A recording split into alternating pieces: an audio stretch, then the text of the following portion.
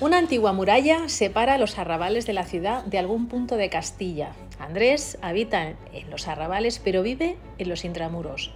Ama en secreto con el ardor de los 18 años, en una España que vive los estertores del franquismo. Primer amor, de Alejandro Gándara. Bienvenido al micrófono de Rosa Pasapágina. Pues muchas gracias por haberme invitado y nada, encantado de estar aquí. Pues un placer, sobre todo porque hablar de amor creo que es siempre bonito, ¿no? No estoy seguro. Bueno, el amor tiene muchas caras, como he sabido, ¿no? Y es peligroso. El amor no es nunca... No se parece en nada a una película romántica. El amor es poner la vida en riesgo, es incertidumbre, es angustia, es caminar por el filo de la navaja todo el tiempo. Y a veces es incluso placer, plenitud, éxtasis. Pero bueno, es una mezcla, como todas las experiencias de la vida, pues es una mezcla que tiene casi todos los componentes, ¿no? Pues son como esos platos coreanos donde mezclan lo dulce, lo amargo, lo salado y al final no sabes qué estás comiendo realmente. Hablamos del primer amor, del amor idealizado, ese amor que no se te revuelve todo el cuerpo y además no sabes cuánto va a doler si eso se acaba. Bueno, todos los amores son idealizados, ¿no? Para amar tenemos que revestir al otro de cosas que el otro no tiene realmente, ¿no? Y le adjudicamos, digamos, virtudes y cualidades y características que no son del todo suyas, sino que son las que nosotros buscamos en la persona que amamos. Lógicamente, la persona que amamos tiene que tener algo para conseguir que nosotros podamos imaginarnos en él todas esas cosas. Pero bueno, es lo que se llama revestimiento, es decir, están revestidos por nuestro propio deseo, que es el que reviste casi todas las cosas. Hablemos del enamorado, en este caso, de Andrés. Andrés vive en un pueblo, las limitaciones de vivir en ese pueblo y la necesidad de salir fuera, esas barreras invisibles que no comprendes cuando eres un niño, porque vivir en un pueblo te da posibilidad de aventura, de perderte. Sin embargo, una vez que vas creciendo, esas limitaciones, esas barreras invisibles se van haciendo más latentes. Tú necesitas más cosas y Andrés las necesitaba. Sí, bueno, yo viví toda mi infancia y adolescencia en un pueblo de 15.000 habitantes y lo único que recuerdo es querer salir de allí. Ciertamente, o sea, nunca tuve la experiencia de que hubiera tesoros ni maravillas, solamente tuve la sensación de que había que escapar. También eran otros tiempos, ¿no? Eran tiempos bastante más duros. Y bueno, por cierto, yo siempre he dicho que esta novela es para mayores de 50. ¿De 50? Mayores de 50 creo que es una novela para adultos de verdad y en el otro sentido, ¿no? Es una novela para gente que haya vivido aquel tiempo, haya vivido aquella lengua, aquella forma de estar en el mundo y haya conocido lo que ahora ya es muy difícil conocer, que son los pueblos. Los pueblos eran entidades casi autónomas con su propia vida y sus propias reglas y ahora son extensiones de la ciudad, ¿no? Ahora son otra cosa completamente distinta que se ha perdido ya, que se está perdiendo las antiguas esencias, por decirlo de esa manera, y están en otro lado. Podemos encontrar allí lo mismo que encontramos en la ciudad o en un barrio de la ciudad, ¿no? Limitaciones en cuanto a diferencias de clases sociales. Lo sitúas en el arrabal a este personaje y esas clases sociales te marcan siempre. Estás marcado, tienes otras aspiraciones, pero ya tienes ese límite, el de vivir ahí. Hablas, por ejemplo, de Andrés que no quiere vestirse los domingos y fiestas de guardar, ¿no? Él quiere ir tal cual es. Sí. Bueno, sí, hay, sobre todo es lo que llamamos presión social, ¿no? La presión social en un pueblo es muy alta y abarca muchísimos aspectos.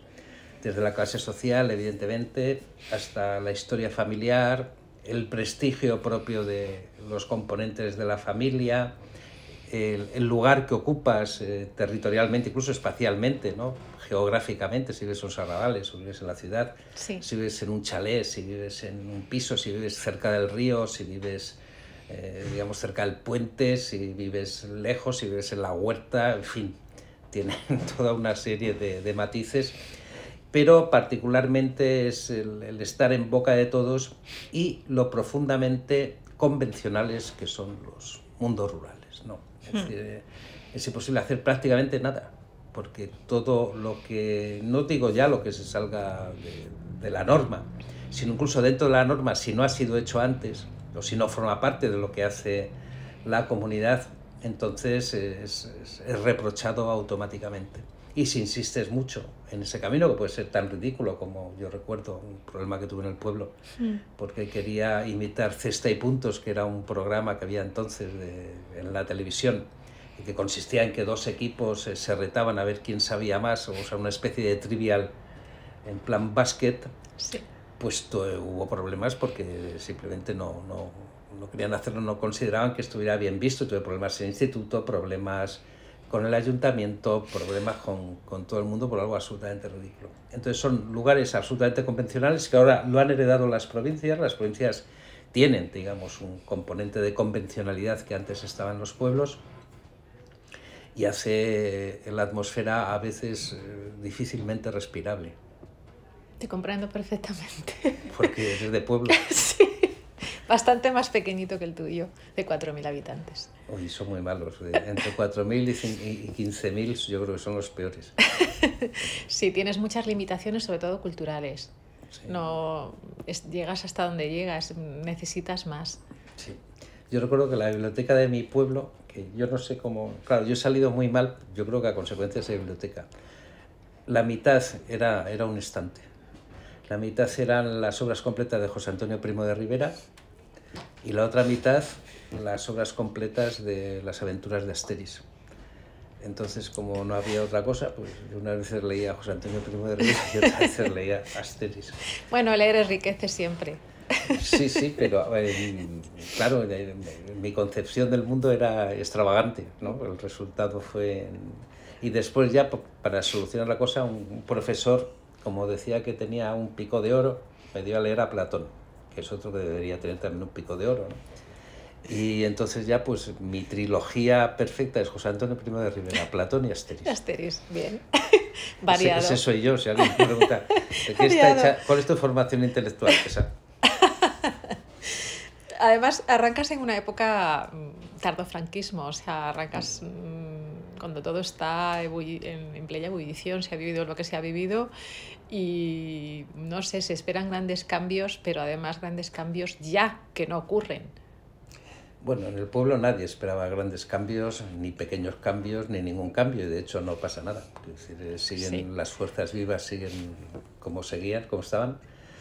Y nosotros no esperamos que suceda nada en particular, porque también es cierto que por mi edad yo viví lo que se llamó la dicta blanda, que es que tampoco yo recuerdo que leía las obras completas de Marx, las leía en casa y no tenía ningún problema. En ese aspecto, digamos, el régimen había abierto mucho la mano.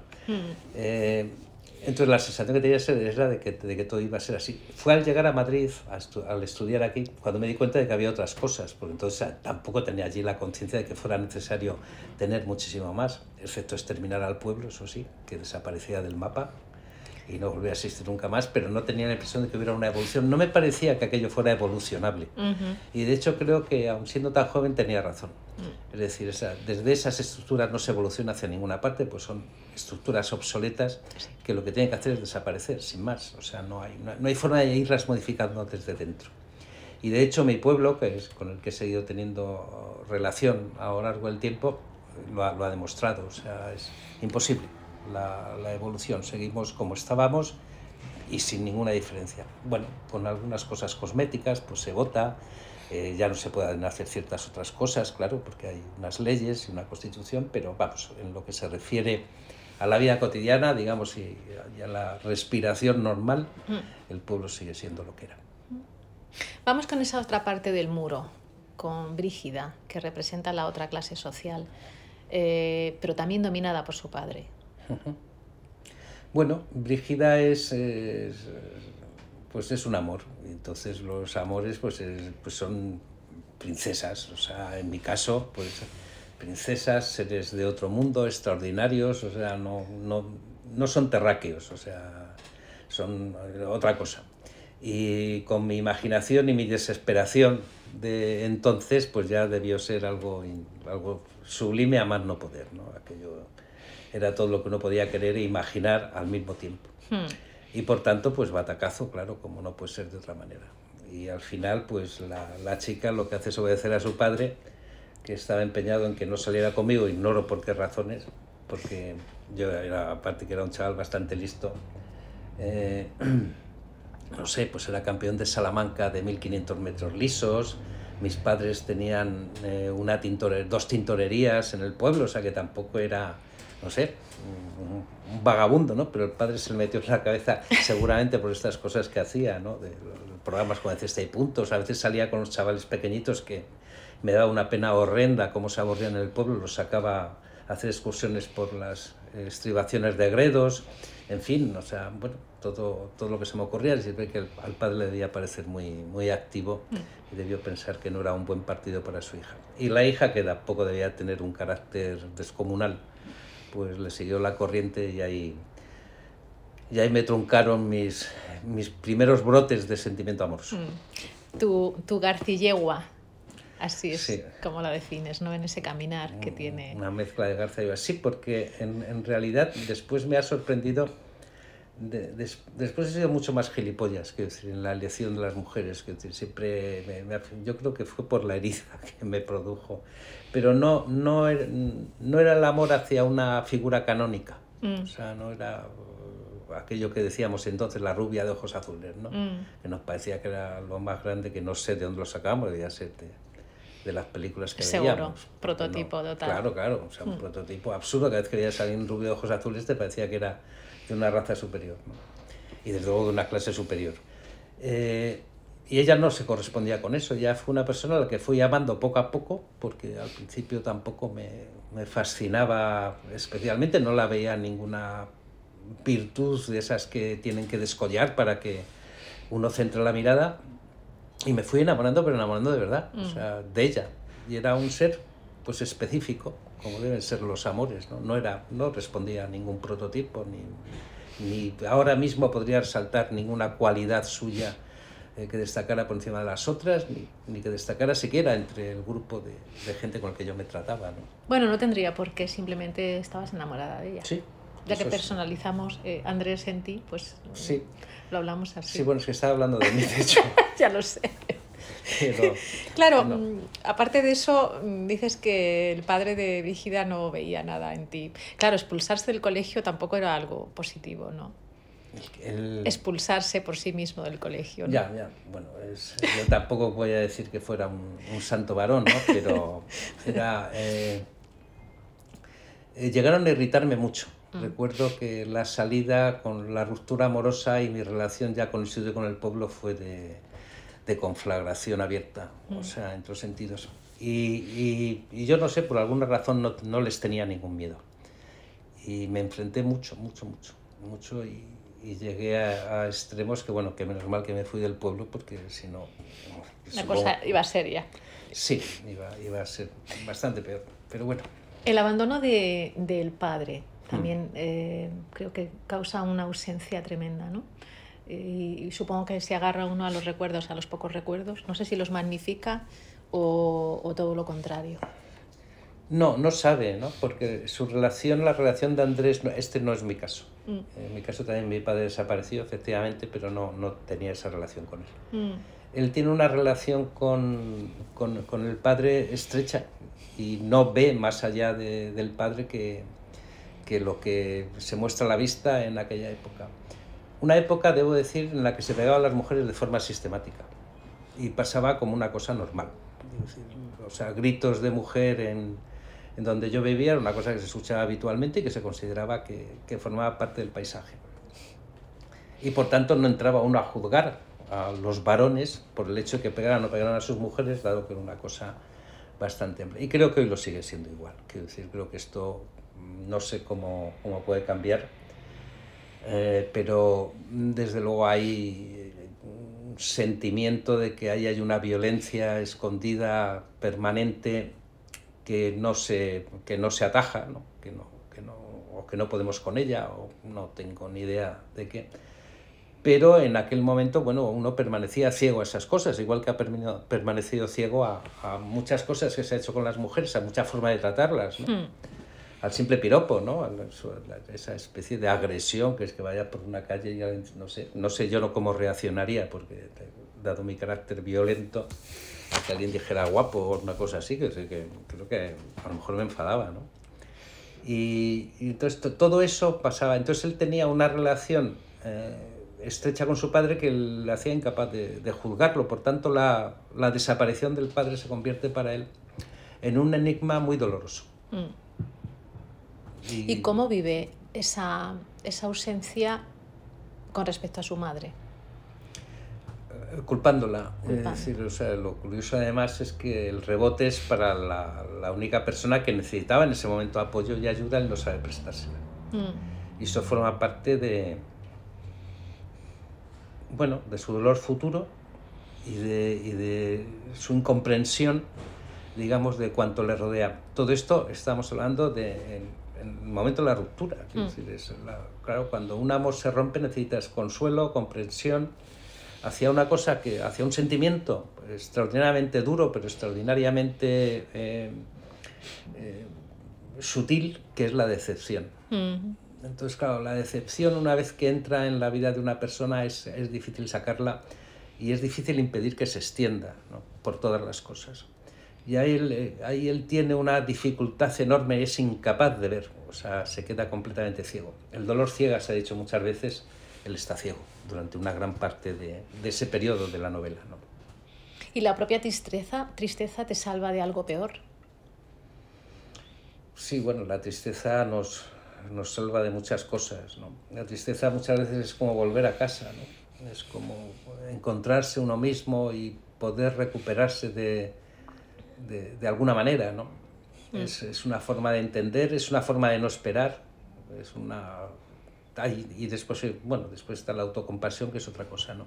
Pero la tristeza en cierto sentido es una vuelta a casa. Creo que hay una frase en la novela sobre la tristeza que ahora no recuerdo, pero donde creo que se explica más o menos esto que pienso acerca de la tristeza. La risa puede ser tan igual a una lástima, si se viste, si se arregla o se perejila. Sí,